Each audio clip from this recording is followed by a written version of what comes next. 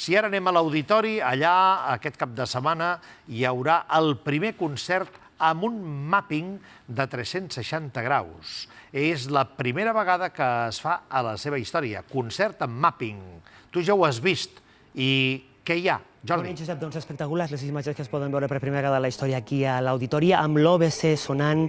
Són gairebé 200 músics ara mateix interpretant aquesta peça, amb aquestes imatges de foc, de l'infern, també del cel, algunes esglésies, tot creat per una empresa de Sabadell que ha estat durant 8 mesos treballant en aquest projecte tan especial. Aquí a l'Auditori diuen que és la primera vegada que es posa en marxa amb l'intenció de renovar i, a més, nosaltres ho podrem veure a la web de 8 al dia amb aquesta càmera de 360 graus.